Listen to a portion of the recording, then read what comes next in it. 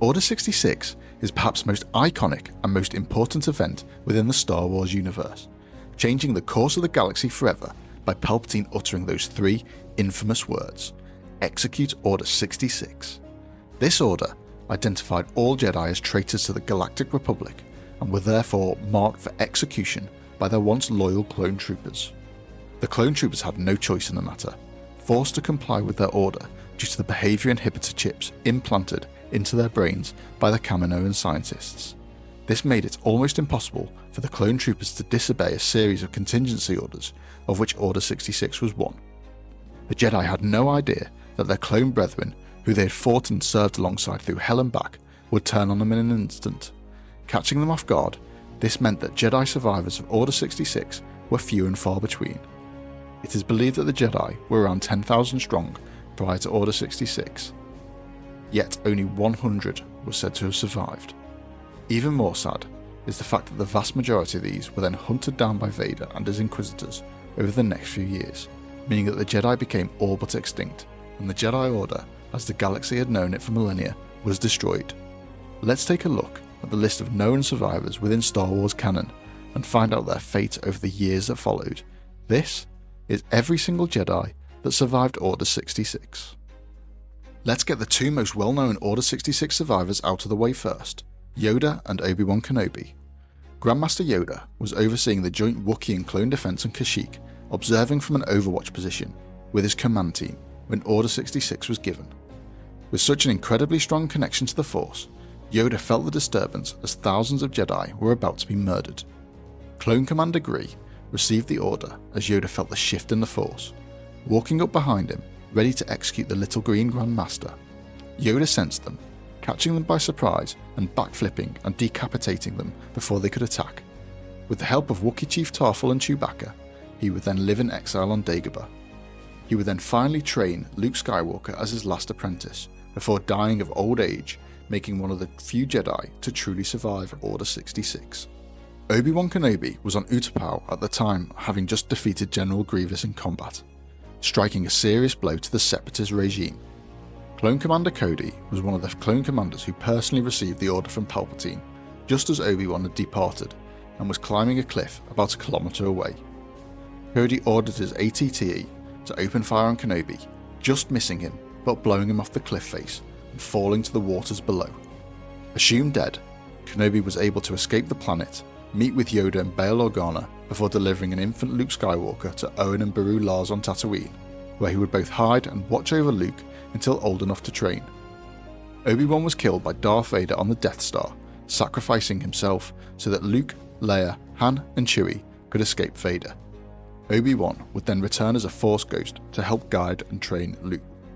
Both Yoda and Obi-Wan received training from Qui-Gon Jinn, who had learned to return to the physical world as a Force ghost. This ultimately allowed them to become one with the Force upon their own deaths. Next up, we have Ahsoka Tano. Ahsoka Tano had parted ways with the Jedi Order after she was framed for a terrorist attack by her Jedi Padawan friend Barriss Offee. Whilst not strictly a member of the Jedi Order, she was still targeted by Order 66 and is therefore included in this list. She had offered assistance to Anakin by leading the Siege of Mandalore with Captain Rex and the 332nd Company, who had been detached from the infamous 501st. Having captured Maul, she was on board her vessel, transporting him back to Coruscant as Order 66 was given. Rex, who had been previously warned of a potential biochip, was able to resist the order for just long enough to let Ahsoka know that something wasn't right. These vital seconds saved Ahsoka, who was able to survive long enough to remove the inhibitor chip from Rex and release Maul as a distraction.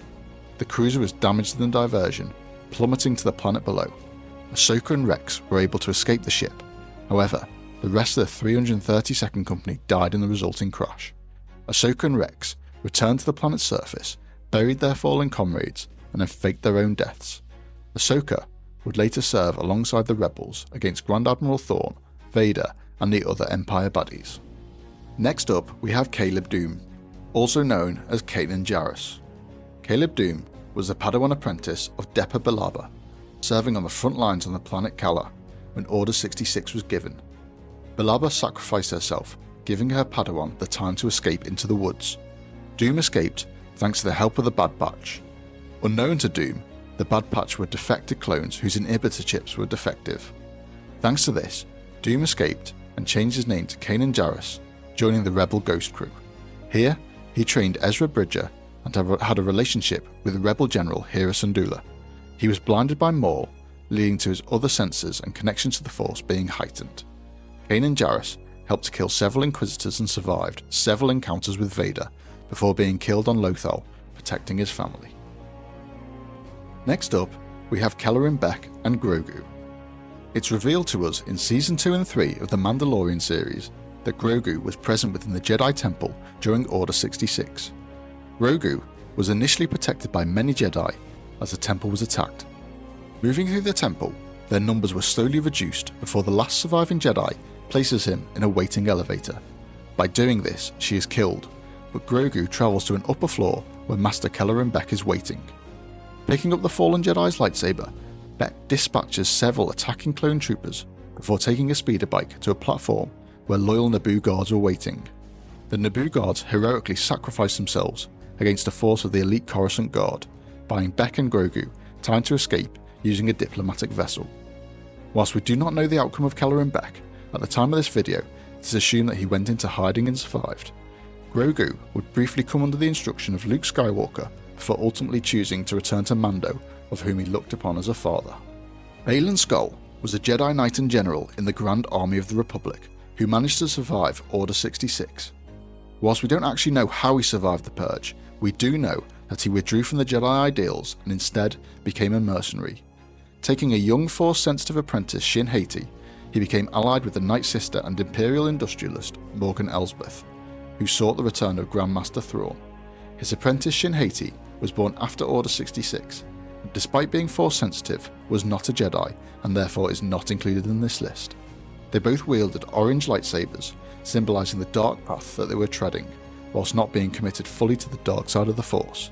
At the time of this video's release, Baylan Skoll is still alive, although tragically, the incredible talented actor Ray Stevenson who played him has died. His role will be reprised in the Game of Thrones star Rory McCann. Next up, we have Cal Kestis, the main character of the Jedi series of games. Cal Kestis was a young Padawan at the time of Order 66. Serving under Master Jaro Tapal, their clone troopers attacked them on board their ship whilst Cal was receiving a training session. Tapal and Kestis were able to reach the escape pods of their ship. However, Tapal was mortally injured as he protected Cal, giving him his lightsaber as he lay dying, safe in the knowledge that Cal, at least for the immediate future, was safe. Cal concealed his identity for many years, working as a scrapper on the scrapyard planet of Bracca, dismantling Clone Wars era ships. Discovered by Inquisitors, he escapes, but is pursued by the Empire. Cal embarks on a quest to rebuild the Jedi Order, often treading the fine line between the light and the dark side of the Force, battling with his troubled past. He goes on to become a powerful Jedi Knight and a prominent figure in the fight against the Empire. Next survivor is Quinlan Vos. Quinlan Vos was a unique Jedi and seen as trouble by many within the Order for his non-conformant tactics. A specialist in undercover and espionage work, Vos survived Order 66 as he was on a secret mission on Kashyyyk away from clone troopers at the time. Vos went into hiding, however eventually went on to assist the Path, a group of Jedi sympathizers who would aid Jedi and Force sensitives in escaping Vader and the Inquisitors. Interestingly, in a deleted scene from Revenge of the Sith, Vos is shown being killed on Kashyyyk by an auto turret whilst travelling in a tank. Thankfully, as this scene was not included, it was never added to canon. At the time of this video, it is assumed that Vos is still alive. Next up, we have Master Luminara Unduli. Luminara Unduli was stationed on Kashyyyk alongside Yoda and Quinlan Vos during Order 66. While she survived the initial onslaught, she was unable to escape and was captured by the clones and imprisoned. She was tortured and died in her cell by the Empire, where her remains were used as a trap to lure other Jedi to their demise. Ezra Bridger and Kanan Jarrus fell for this trick, however were able to escape and survive another day. Next up, we have Jocasta Nu. Jocasta Nu was the librarian in the Jedi Temple on Coruscant, responsible for looking after the archives. She managed to hide in a hidden room during the Temple attack and managed to flee Coruscant, where she would then attempt to set up a new Jedi school. Master Nu returned to the Jedi Temple in order to recover a holocron that listed the name and location of all known Force-sensitive children prior to Order 66, to both protect them from the Empire and to secure the future of the Jedi Order. Unfortunately, Master Jocasta Nu was confronted by the Inquisitors and Darth Vader, where she was captured. Being in possession of the holocron, she warned Vader of what Palpatine would do with the information, before then identifying him as Anakin Skywalker. Vader killed Jocasta Nu, before then destroying the holocron in a rare moment of mercy. Next up, we have Cere Junda. Cere Junda was the Master of Trilla. The Master and Padawan managed to survive the initial stages of Order 66, but were captured trying to help younglings escape the Empire. Both Cere and Trilla were subjected to brutal torture, with Trilla cracking and becoming the second sister of the Inquisitors. Cere found herself overwhelmed with fear and anger and tapped into the dark side of the Force, killing all in the room and injuring Trilla before escaping. As a result of tapping into the dark side, Cere cut herself off from the Force until she met Cal Kestis, and alongside Master Cordova built her own archive on Jedha. Betrayed by ally Bode Akuna, she was killed by Darth Vader defending Cal and her archives. Next up is Eno Cordova. Eno Cordova was a Jedi academic and archaeologist. Cordova survived Order 66 whilst away searching for an ancient Force-sensitive race known as the Zepho. He experienced a vision, warning him of what had happened during Order 66, and eventually found his way back to former Padawan Cere Junda and helped her to build the Jedi archives on Jedha, and guide Cal Kestis before being betrayed by Bode Akuna. Bode Akuna killed him just before Darth Vader arrived, and who in turn killed Cere Junda. You've just heard all about him. Next up is Bode Akuna. Bode was serving as a Jedi intelligence officer during the Clone Wars. He fell in love during the conflict and became a father, leaving the Jedi Order in the process. He was tracked down by the Inquisitors, who blackmailed him into giving up the location of the Hidden Path, Jedi Archives, Cal Kestis, Cere Junda, and Eno Cordova in return for his daughter's survival. Secretly employed by the Imperial Security Bureau, he personally killed Eno Cordova and provided the information for Vader to kill Cere Junda and destroy the Jedi Archives on Jedha. Cal Kestis hunted him down and killed him on the planet Tenelor. Another addition from the Jedi game series is Taron Malicos.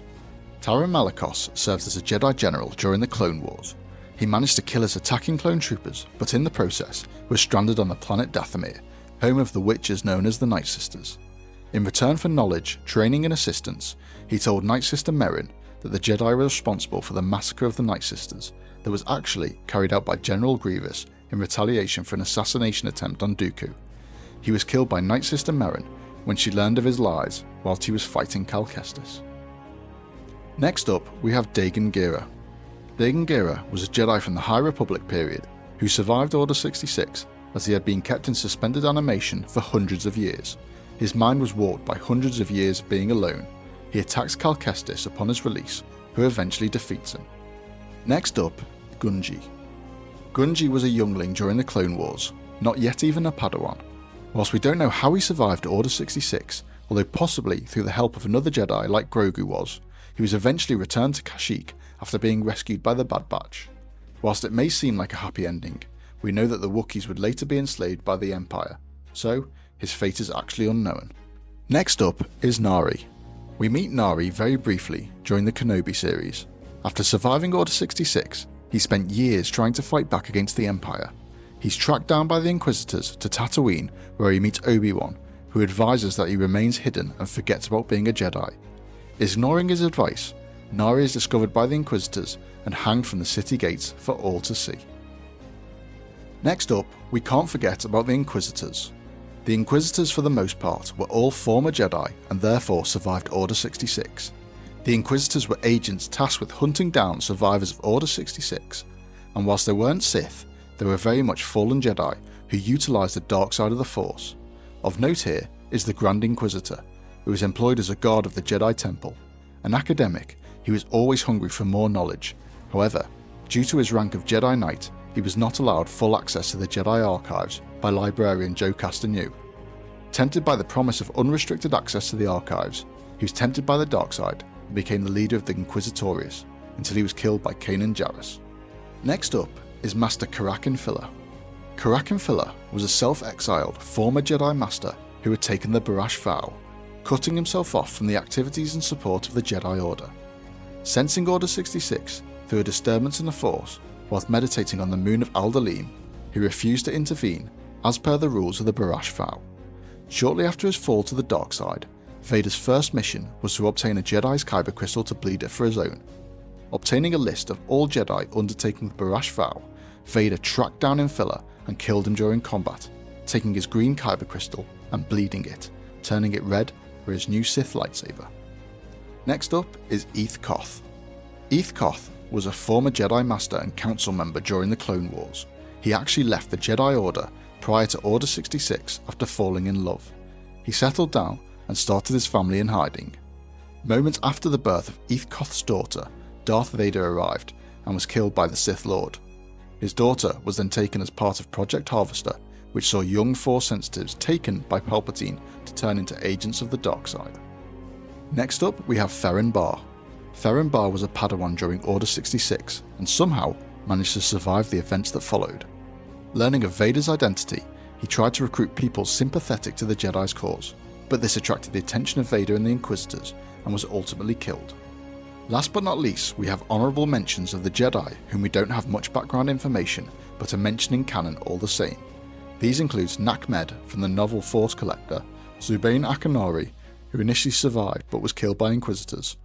We also see the name of Oppo Rancisis and Coleman Kagaj on a list of known survivors compiled by the Inquisitors in the Vader comics.